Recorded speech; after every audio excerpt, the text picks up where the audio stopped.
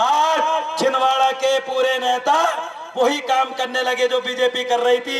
इस बात को एसटी, एससी, मुस्लिम और ईसाई समाज ने देखा और हमारे बीच में 50,000 से ज्यादा लोगों का, ईसाई समाज के लोगों का नेतृत्व करने वाले लोग आज गोंडवाना गणतंत्र पार्टी की सदस्यता लेना चाहते हैं। उनके लिए ताली बजाओ। मैं आमंत्रित करना चाहता हूं उन लोगों को जिस देश में संविधान का राज चाहते हैं। मैं गोंडवाना गणतंत्र पार्टी में उन लोगों को स्वागत करना चाहता हूं जिस देश में सभी धर्म के लोगों के सम्मान की बात करते हैं, महिलाओं की सम्मान की बात करते हैं, गरीबों को जो है रोजगार की बात करते हैं, बेरोजगारों को रोजगार की बात करते हैं, गरीबों को अच्छी योजना देने की बात करते हैं, उन विद्यार्थियों को जो दिन रात मेहनत कर रहे पढ़ रहे हैं उनको नौकरी देने की बात करते हैं, उनको पेपर लीक करने वाले लोगों को जेल में डालने की बात करते हैं। ऐसे तमाम लोगों का स्वागत करता हूं कि भाजपा और कांग्रेस सिर्फ एक धर्म को प्रमोट करने वाली पार्टी है। आइए, स्वागत है गोंडवाना गणतंत्र पार्टी में। सभी धर्म को सभी बराबर सम्मान दिया जाएगा। दादा हीरा सिंह मरकाम जी ने कहा था, मानो मानो एक समान, मानो मानो एक समान की जो बात दादा हीरा सिंह मरकाम जी ने कही, उस बात को मजबूती से उठाने के लिए गोंडवाना गणतंत्र पार्टी आज खड़ी है। मैं आमंत्रित करना चाहता हूं, स्वागत करना चाहता हूं मुस्लिम समाज के लोगों का कि जाग जाइए। बीजेपी में सदस्यता लेने से आप सुरक्षित नहीं होंगे, क्योंकि पल पल में बीजेपी कार्यकर्ता हर मुसलमान भाई बंधुओं को हर चौक चौराहे में मीटिंग में गाली देता है। हर एक ईसाई समाज के लोगों को यही बीजेपी कांग्रेस के कार्यकर्ता हर चौराहे में गाली देने लगे। ये वही लोग हैं जो एनआरसी के नाम पे, सीएए के नाम पर ये लाख बार जो यहाँ के धार्मिक अल्पसंख्यक को डराने धमकाने का काम कर रहा है। याद रखिए, गोंडवाना ने इस देश में 1750 साल राज किया था, 1750 साल राज किया था। और जब बुश ने राज किया था तब मुसलमान लोग भी बड़े चैन अमन से जीते थे, ईसाई लोग भी जीते थे, जैन लोग भी जीते थे। अगर जितने भी धर्म है सभी ने 1750 साल जब राजकाज चल रहा था गोंडवाना का, तो सबको बराबर सम्मान, सभी के धर्मों को सम्मान मिला था। लेकिन क्यों आज देश का प्रधानमंत्री, मुख्यमंत्री पूरे नीचे से ऊपर तक एक धर्म के बैठने के बाद भी ये लोग कहते हैं कि फलाना धर्म खतरे में है। आपको बताना चाहता हूं, जो लोग, जो बिजनेसमैन, जो नेता आज बीजेपी में जा रहे हैं, उन नेताओं के पास भारी भरकम धन है। जो नेता बीजेपी में जा रहे हैं, उन नेताओं की कमी या उन नेताओं की कुछ कमजोरी बीजेपी ने पकड़ ली है, वो जा रहे हैं। लेकिन मैं उस छिंदवाड़ा की जनता को कहना चाहता हूं, याद रखिए, वो नेता आपका गलत हो सकता है, वो नेता आपका बिका हुआ हो सकता है, वो नेता आपका लूटखोर हो सकता है, लेकिन अगर आप ईमानदार हो तो छिंदवाड़ा के अंदर सिर्फ एक ही पार्टी है जो आपको लेकर चल सकती है, वो है गोंडवाना गणतंत्र पार्टी।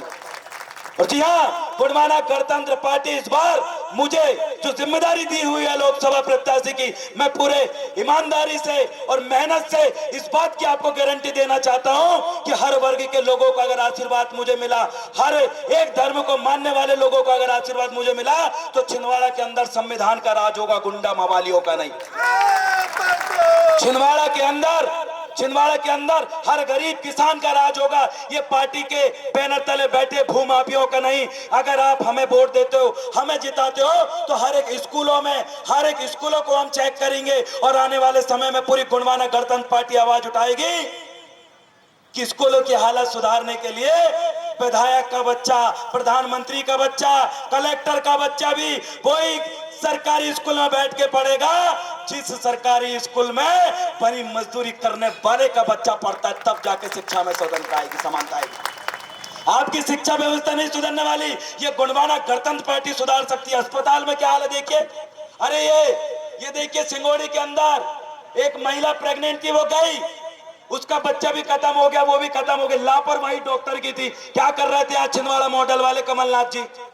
यहाँ देखिए, ये जिला अस्पताल में, छिंदवाड़ा के अस्पतालों में, अरे गरीब लोग मर रहे हैं, लेकिन जब नकुलनाथ जी बीमार होंगे तो बड़े अस्पताल में जाएंगे, जब शिवराज सिंह चौहान जी के परिवार के लोग बीमार होंगे तो दिल्ली मुंबई में जाएंगे, जब मोहन यादव जी के परिवार के लोग बीमार होंगे तो विदेशों में इलाज कराएंगे। अरे गांव के लोग जब बीमार होते सरकारी अस्पतालों में जाते। लेकिन याद रखिए, जिस दिन गोंडवाना गणतंत्र पार्टी का सांसद बनेगा तो यहाँ के नकुलनाथ जी और कमलनाथ जी जब जब बीमार होंगे तो तुम्हारे बाजू वाले बेड में सरकारी अस्पताल में इलाज कराएंगे। वो मौका आपको लाकर देंगे।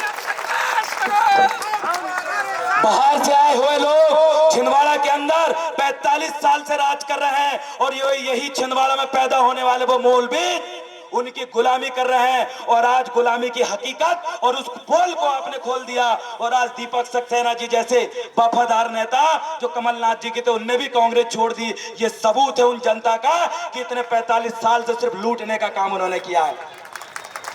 मैं आपको बताना चाहता हूं कि इस बार छिंदवाड़ा जिले के अंदर कमान उठा लीजिए गोंडवाना का झंडा। इस बार बीजेपी और कांग्रेस आपस में लड़ रही है, उनके कार्यकर्ता इधर से उधर कूद रहे हैं। इसलिए मैं कहना चाहता हूं बीजेपी कांग्रेस को छोड़ दो, अब आरी को वोट दो। तैयार हो आप? इसलिए हम कहना चाहते हैं चलेगी आरी, उड़ेगी धूल, ना रहेगा पंजा, ना खिलेगा फूल। क्योंकि अब आ चुके हैं गोंडवाना गणतंत्र पार्टी। सम्मानित साथियों, मैं उनसे निवेदन करना चाहता हूं, उन तमाम साथियों का जो आज गोंडवाना गणतंत्र पार्टी की सदस्यता लेना चाहते हैं, उनको आमंत्रित करना चाहता हूं तहे दिल से। अरे छिंदवाड़ा जिले में 55 से 60% आदिवासी निवास करते हैं। आपके साथ कदम से कदम मिला के चलेंगे। यही आदिवासी तय करता है कि छिंदवाड़ा का सांसद कौन होगा और कौन नहीं होगा। आपके हाथ में बागडोर है कि किसको राजा बनाना और किसको भिखारी बनाना। आप लोगों के हाथ में बागडोर है कि आपकी माताओं बहनों को अच्छा अस्पताल, अच्छा आपके बच्चों के स्कूल देना है या फिर कटोरा पकड़ाना है। या आप लोगों की एक वोट की कीमत है।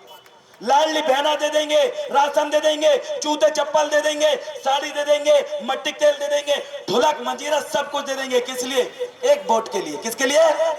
अरे एक वोट के लिए तुम्हारे चरण धो के पी लेंगे। क्योंकि उनको वोट की ताकत पता है, उनको ये बात का एहसास है कि एक वोट से हम राजा बना सकते हैं। कमलनाथ जी भी वोट डालेंगे तो एक वोट, और हमारा गांव का ढोर चराने वाला व्यक्ति वोट डालेगा तो ये संविधान की खूबसूरती है। चाहे अमीर वोट डाले, गरीब वोट डाले, वोट की कोई कीमत नहीं होगी, दोनों की वोट बराबर होगी। आप भी पावरफुल हो, आप भी शक्तिशाली हो, आपको चुनना है आपके नेतृत्व करने वाले लोगों को।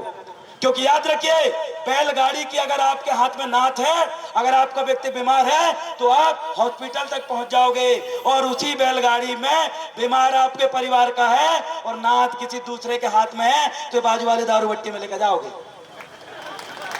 मतलब यही निर्णय, यही चीज मायने रखती है कि नाथ किसके हाथ में है। अगर नाथ आपके लोगों के हाथ में रहेगा तो आप संसद भवन तक जाओगे, अन्यथा दारू भट्टी के सामने रोज 10 लोग पड़ रहे थे, वहां तक पहुंचाने का काम इनने 45 साल में आपके साथ किया। समझ में आ गई? ये बोलते हैं आदिवासी, ये बोलते हैं आदिवासियों का विकास हुआ, छिंदवाड़ा मॉडल। अरे यही मॉडल है, देख लीजिए गांव में जाकर। आपने आदिवासियों को, मुस्लिमों को, दलितों को, शोषित वंचितों को, ओबीसी को अलग दिशा में लेके गया। इसलिए ना उनकी सुप्रीम कोर्ट में जनसंख्या है, ना ही इनकी आईएएस आईपीएस इनके बन पाते हैं, और ना ही इनके जज बन पाते हैं। ये विधायक सांसद ही बनो तो उनकी बागडोर किसके हाथ में रहती? अब 3 विधायक हैं यहाँ छिंदवाड़ा में, सुनील उइके, कमलेश उइके, नीलेश उइके।